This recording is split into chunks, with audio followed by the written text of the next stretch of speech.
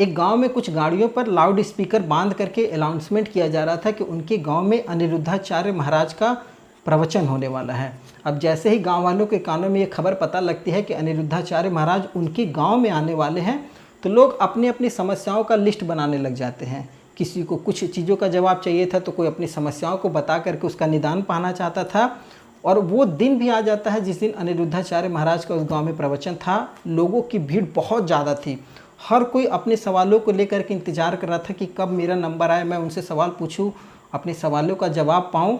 इसी बीच उसी गांव का एक व्यक्ति था जो काफ़ी इंतज़ार कर रहा था, उसके पास भी माइक पहुंचती है। जैसे ही उसके पास माइक पहुंचती है वो कहता है गुरुदेव प्रणाम है। गुरुदेव आशीर्वाद देते हैं। उसके बाद कहता है गुरुदेव मेरी सबसे बड़ी समस्या है मेरी शादी। गुरुदेव पूछते हैं क्या बात है बताओ।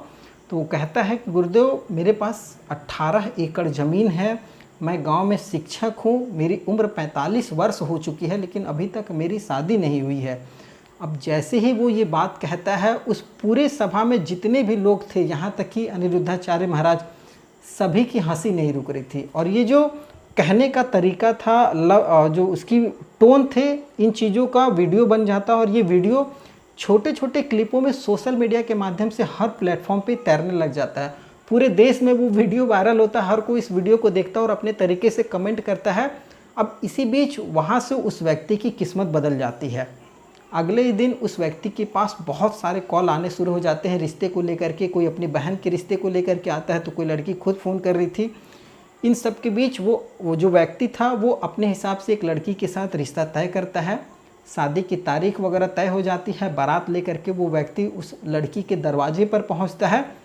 वो दरवाजे पर पहुंचता है, लेकिन बारात वहां से लौट करके वापस नहीं आती है। वो दूल्हा जिसकी आखिरी वो ज़िंदगी की रात थी, वो बारात की रात, वो उसके बाद इस पूरी दुनिया में मौजूद नहीं था। और इसकी जो मौत की खबर पुलिस को 2 महीने के बाद पता चलती है।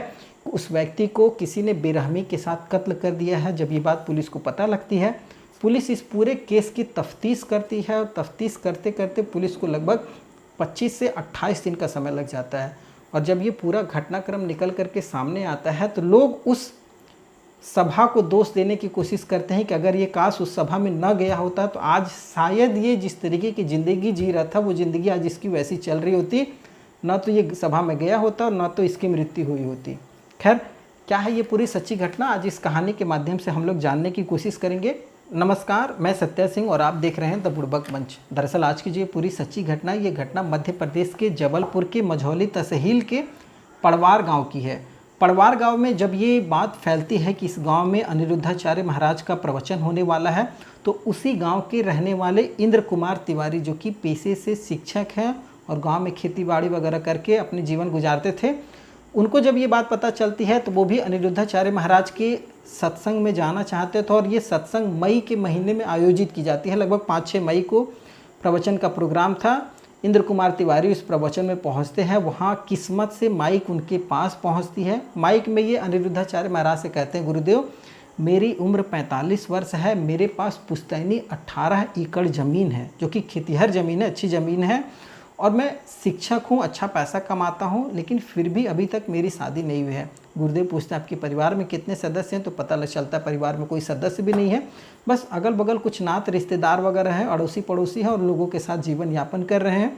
अब ये बात जो थी सोशल मीडिया के माध्यम से इसका वीडियो बन जाता है। ये वीडियो पूरे सोशल मीडिया पर फैल जाती है। जैसे ही वीडियो फैलती है, अब उसी बीच 17 मई 2025 को इंद्र कुमार तिवारी के पास एक फ़ोन आता है। फ़ोन करने वाला एक व्यक्ति कौशल होता है, जो कि यूपी के कुशीनगर का रहने वाला था।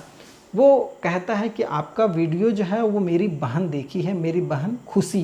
कौशल कहता है मेरी बहन खुशी ने आपका वीडियो देखा है, वो आपको पसंद कर रही है, और अगर सीधा कहा जाए तो वो आपसे शादी करना चाहती है। अब जैसे ही इंद्र कुमार तिवारी को ये बात पता चलती है कि उसे किसी लड़की ने पसंद किया है, तो वो कहता है कि अच्छा ठीक है, आप एक काम कीजिए, मेरे व्हाट्सएप पर खुशी का फ़ोटो भेज दीजिए। वो कौशल जो था वो व्हाट्सएप पर इंद्र कुमार तिवारी के अपनी बहन खुशी का फ़ोटो भेज देता है।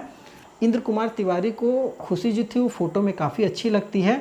अब इसी बीच 1-2 दिन बीतता है। उसी बीच खुशी तिवारी नाम से एक फेसबुक आईडी होता है, उस आईडी से इंद्र कुमार तिवारी के फेसबुक आईडी पर एक फ्रेंड रिक्वेस्ट आ जाता है। इंद्र कुमार तिवारी उस फ्रेंड रिक्वेस्ट को एक्सेप्ट करते हैं और दोनों के बीच बातचीत यहाँ से शुरू हो जाती है। जो कौशल की बहन खुशी थी, अब वो इंद्र कुमार तिवारी के नज़दीक जाने लग जाती है। दोनों एक दूसरे के साथ प्यार का इजहार करते हैं, बातचीत आगे बढ़ती है। दोनों एक दूसरे के साथ शादी के बंधन में बंधने के लिए बिल्कुल तैयार थे। दोनों के मन में कोई किसी तरीके का कोई संकोच नहीं था। इसी बीच 26 मई को इंद्र कुमार तिवारी खुशी के भाई कौशल को बुलाते हैं कि एक काम कीजिए, आप आइए जबलपुर और यहीं पर हम लोग बैठ करके रिश्ते की बातचीत आगे करते हैं। होता भी ऐसा है, और जो कौशल था वो यूपी के कुशीनगर से सीधे जबलपुर पहुंच जाता है इंद्र कुमार तिवारी के घर पर। वहां पर बातचीत तय की जाती है और बातचीत में ये तय होता है कि शादी जो होगी वो 5 जून 2025 को होगी। जब शादी की तारीख वगैरह सब कुछ तय हो जाता है तो इंद्र कुमार तिवारी शगुन के रूप में अपने होने वाले साले कौशल को 1100 रुपये शगुन देता है। 1100 रुपये शगुन ले करके अब कौशल जो था वहाँ से सीधे अपने गांव कुशीनगर आ जाता है। अब इधर कौशल की परिवार में शादी की तैयारियां शुरू हो जाती हैं, उधर इंद्र कुमार तिवारी अपनी शादी की तैयारियां खुद से करने लग जाते हैं। वो 18 एकड़ में से 1 एकड़ जो ज़मीन थी उसको गिरवी रख देते हैं। गिरवी रखने के बाद उससे लगभग 1.5 लाख रुपए जमा करते हैं और उन रुपए से कुछ कपड़े, कुछ गहने वगैरह बनवाते हैं अपनी होने वाली पत्नी के लिए, और कुछ नगद रुपए अपने पास में रख लेते हैं कि शादी वगैरह में खर्च किया जाएगा।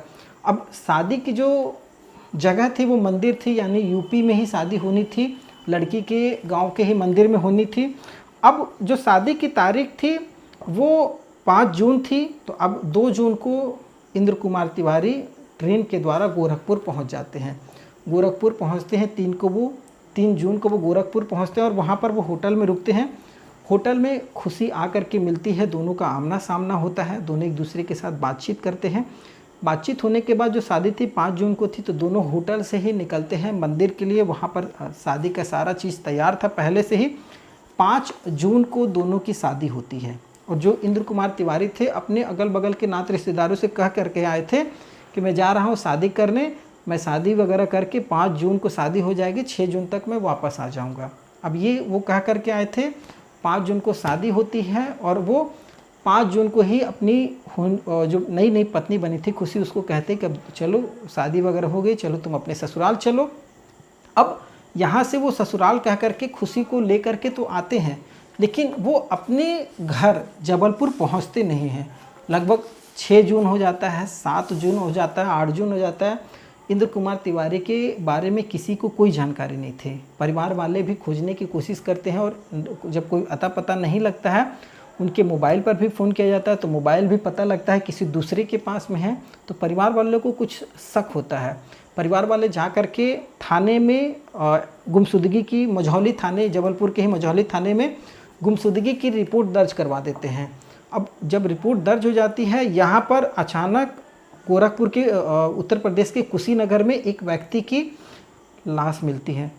जब लाश के बारे में पता लगता है तो ये भी पता चलता है कि एक मझौली थाने में एक व्यक्ति की गुमशुदगी की रिपोर्ट दर्ज हुई है। जब उससे मेल मिलाया जाता है तो ये जो लाश थी ये इंद्र कुमार तिवारी की लाश थी। परिवार वालों को जबलपुर से यहाँ बुलाया जाता है कुशीनगर, लाश की शिनाख्त करवाई जाती है। जब लाश की शिनाख्त होती है, जब पुलिस को ये बात पता चलती है कि ये शादी करने आए थे, इनके पास कुछ रुपए थे, गहने थे, कुछ कपड़े वगैरह थे, कुछ एक मोबाइल भी था, ये सब सारी चीज़ें उनके पास में नहीं मिलती है। मतलब केवल लाश थी और लाश के पास कुछ भी नहीं था। तो पुलिस को शक होता है कि हो ना हो कहीं ना कहीं लूटपाट में इनकी हत्या की गई है। अब लूटपाट के अनुसार पुलिस FIR दर्ज कर लेती है और FIR जब दर्ज हो जाता है तो पुलिस अब इस पूरे हत्याकांड की खुलासा करने की तैयारी करती है। तो पुलिस सबसे पहले इंद्र कुमार तिवारी के मोबाइल पर फ़ोन करती है। फ़ोन उठता है और सामने वाला जब सुनता है कि पुलिस बोल रहा है, वो व्यक्ति फ़ोन काट देता है और उसके बाद दोबारा कभी फ़ोन उठता नहीं है, फ़ोन स्विच ऑफ हो जाता है। अब पुलिस के सामने सबसे बड़ा सवाल था कि आखिर उस व्यक्ति को पकड़े कैसे।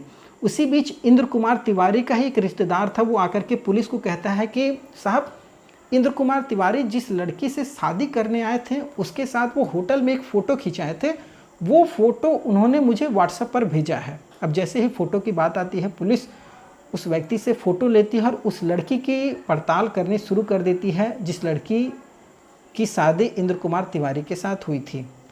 लड़की की पहचान उजागर हो जाती है। तो पहचान जो होती है वो पता चलता है कि ये लड़की यूपी के कुशीनगर की रहने वाली शाहिदा बानो है, जो अपना दूसरा नाम बदल करके खुशी तिवारी रखी थी और वो खुशी तिवारी बन करके इंद्र कुमार तिवारी के साथ शादी की थी। अब जैसे ही शाहिदा बानो का नाम निकल करके सामने आता है तो पुलिस समझ जाती कि इस मामले में बहुत बड़ा फ्रॉड हुआ है। पुलिस उसकी धरपकड़ करने की कोशिश करती है, लेकिन वो काफ़ी शातिर थी। उसकी सातिराना जो चीज़ें थी वो बहुत ज़्यादा देर तक चलती नहीं। पुलिस आखिरकार उसको अपनी गिरफ्त में लेती है। उससे जब कड़ाई से पूछताछ की जाती है तो वो कहती है कि इसमें मेरा जो पार्टनर है, जो उसका बॉयफ्रेंड है कौशल, जो कि इंद्र कुमार तिवारी के सामने भाई बन करके पेश आया था, वो असल में कौशल जो था वो शाहिदा बानो का बॉयफ्रेंड था।